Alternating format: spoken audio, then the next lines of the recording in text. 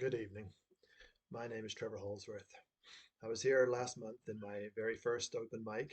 I played a number by John Prine. It was called That's the Way the World Goes Round. It's a little song loosely about relationships, abuse of power, the failure of using money to generate solutions, and the natural human feelings of helplessness, depression, the need for humor to help frame our perspective in light of all the tragedies and injustices in the world, past, present, and future. I've been working on projecting my voice. That's why I'm here. To tell a story, it's a repeat of a story that has been ongoing since the beginning of human time on Earth. The balancing act between our desire for personal safety through the creation of authority by consent of the governed, and the abuse of that power by those who purport to rule in our interests. Quite a few years ago, I was a victim of abuse of power in the Canadian legal system. I had a lawyer refuse to comply with a court order to provide monthly trust account statements and creating fraudulent court orders. The BC Law Society protected the lawyer um, through a continuation of the fraud. I proved the fraud in court by bringing in the official transcript, official record of trial, but the judge protected the lawyer by calling upon the plaintiff to lie and preferred the lie over the best evidence that any Canadian could provide, the transcript. I made a complaint about the corrupt conduct of the judge to the Canadian Judicial Council, but they approved of the conduct. I made a complaint about the judge who protected the judge protecting the lawyer committing fraud to the Minister of Justice, David Lametti, and in his response, the minister lied to me about his duties. And when I corrected him, never responded again. I took the matter to court, knowing that the administration of justice would probably obstruct justice in order to protect their corruption from becoming public. In the BC Supreme Court, I presented the evidence of a failure in the rule of law throughout the Canadian legal system and requested a writ of mandamus on the Minister of Justice. Just got to find my spot here again. Um,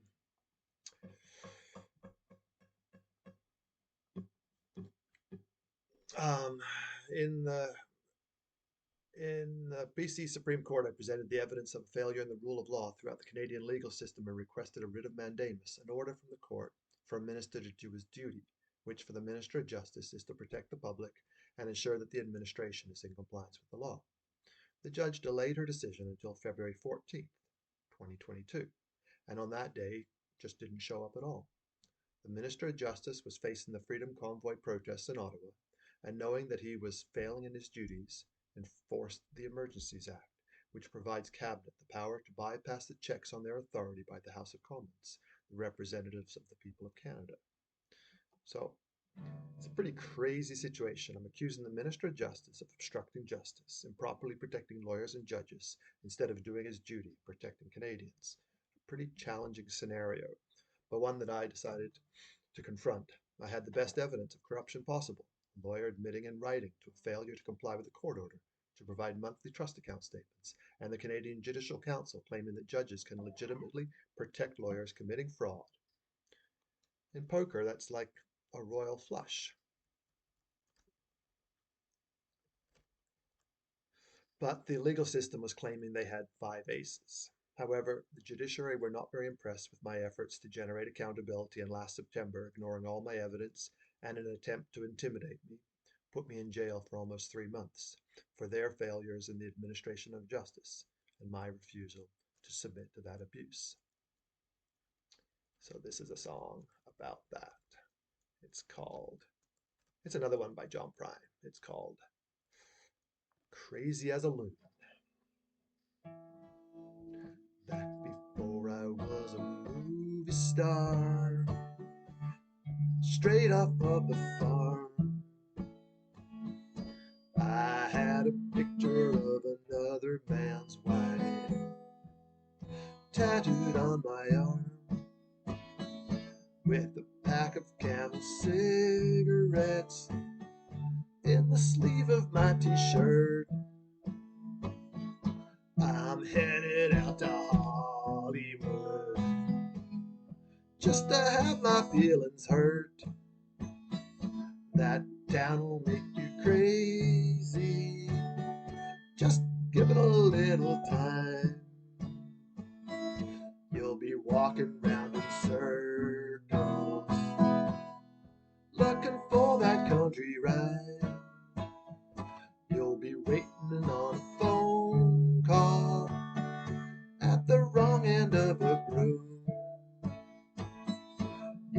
that town will make you crazy. Crazy as a loon. So I headed down to Nashville to become a country star. Every night you'd find me hanging out at every honky-tonkin' bar. Pretty soon I met a woman. Pretty soon she done me wrong. Pretty soon my life got sadder than any country song. That town will make you crazy. Just give it a little time. You'll be rocking round in circles, looking for that country rhyme. You'll be waiting on a phone call at the wrong end of a room. Yes, that town will make you crazy. Crazy as a loon. So I gathered up my savvy, bought myself a business suit, and I headed up to New York City, where a man can make some loot. I got hired Monday morning, downsized that afternoon, overcome with grief that evening. Now I'm crazy as a loon. So I'm up here in the North Woods, just staring at a lake, wondering just exactly how much they think a man can take. I fish to pass the time away, 'neath this blue Canadian moon. This world has made me crazy, crazy as a loon.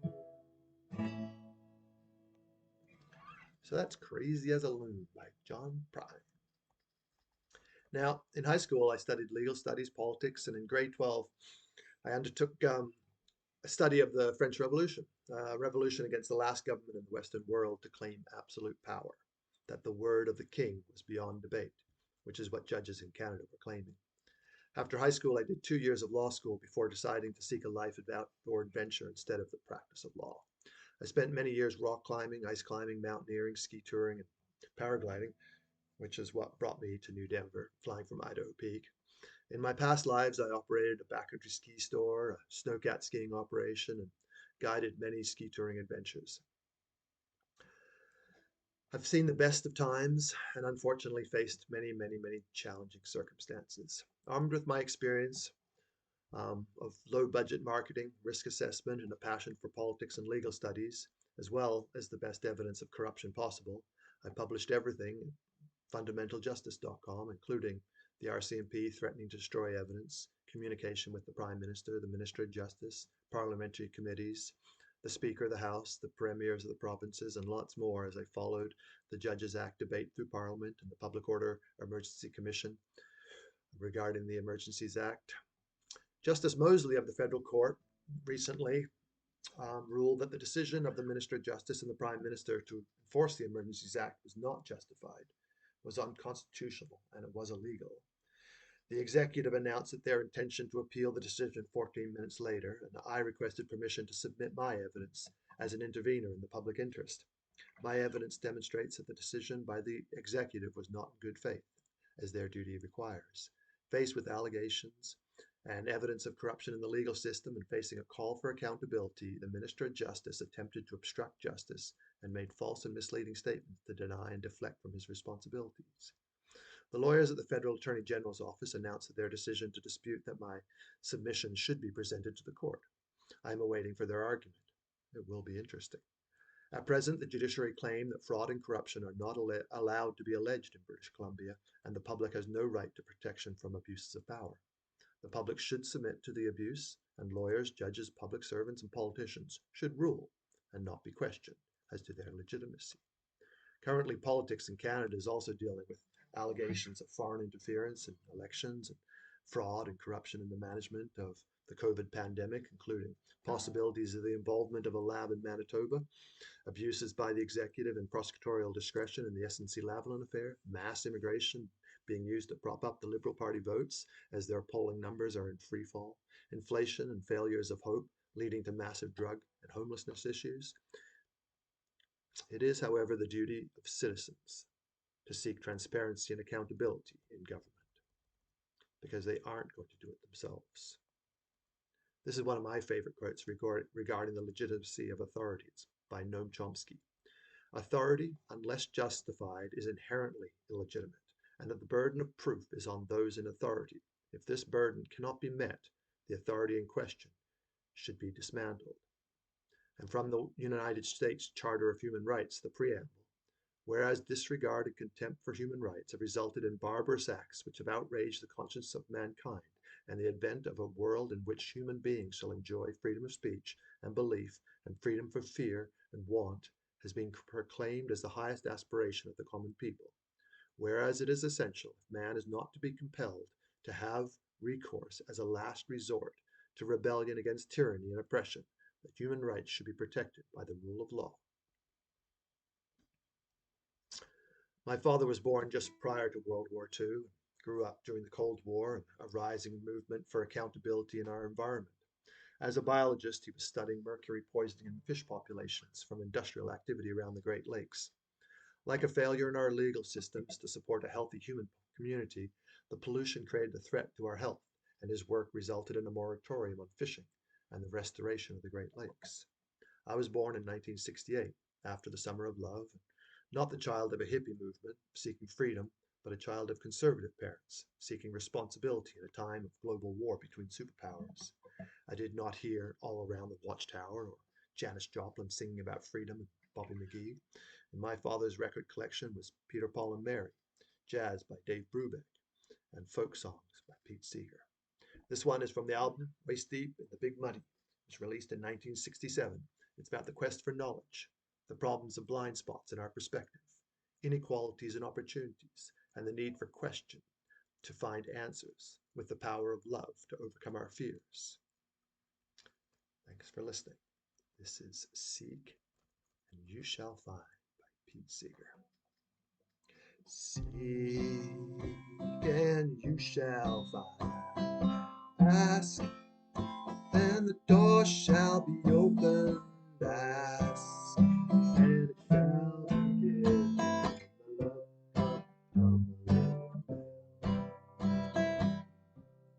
The love of the Well, there was once a king in the olden days. He had 3 sons, and he wanted to give them a good education. He called in his wise men. He said, I wish you'd boil down all the world's wisdom into one book. I'm going to give it to my sons and have them learn it.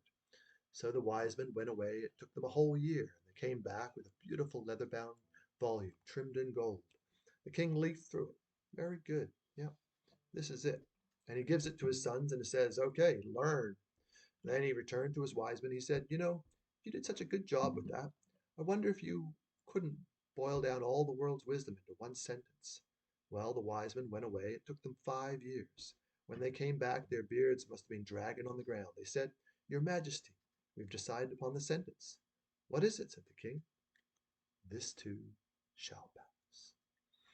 I guess the king didn't have anything better to do with his wise men. He said, I wonder if you couldn't boil down all the world's wisdom into one word. Poor men must have been groaned when they went away. It took them 10 years. When they came back, they were all bent over. The king said, Oh, yeah, what was that word? He'd forgotten all about his little whim. They said, Your Majesty, the one word is maybe. Seek and you shall find. Knock and the door shall be opened. Ask and it shall be given. The love come tumbling down.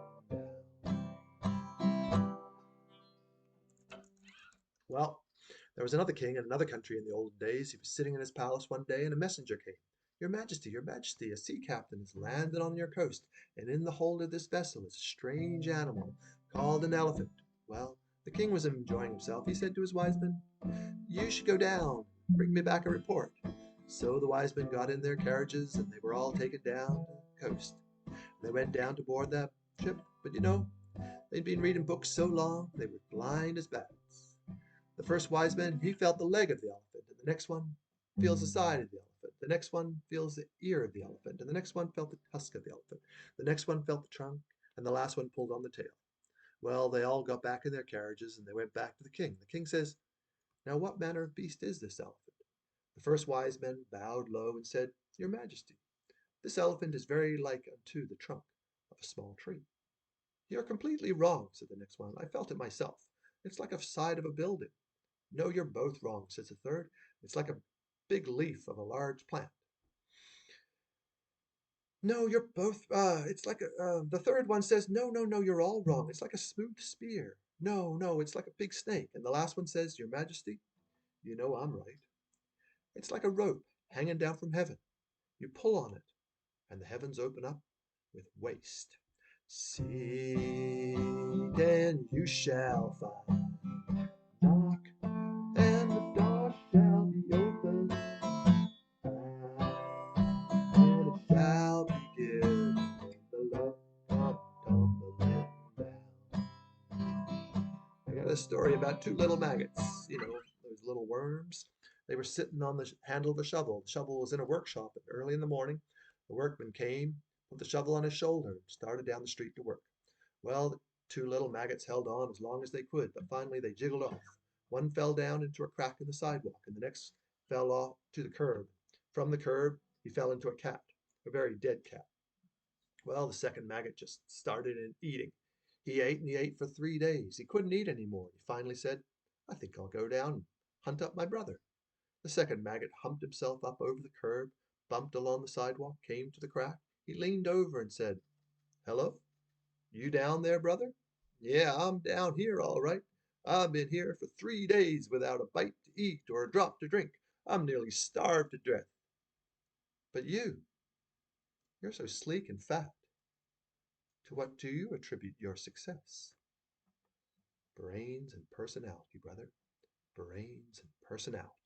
Seek and you shall find. Knock and the door shall be open. Ask and it shall be given. The love come tumbling down. Wow. I got one more story. It's about Columbus, Christopher Columbus, 1492. He sailed the ocean blue and all that. 40 days and 40 nights, and they almost starved to death and almost had a mutiny. They were ready to give up and go home when they saw land, green land. Columbus ordered the little boat to anchor offshore, and he got into a still smaller boat, a little lifeboat, I guess, and he went in through the surf, threw himself on his knees in the sand. Then he planted the big yellow red flag of King Ferdinand and Isabella. Then looking up, Columbus saw two brown faces looking at him from the bushes. Columbus says, Buenos dias, senores. And one Indian said to the other, well, there goes the neighborhood. Seek and you shall find.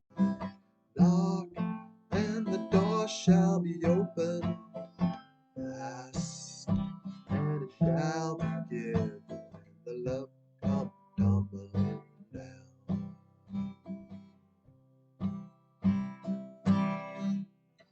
Well, that's all that there is.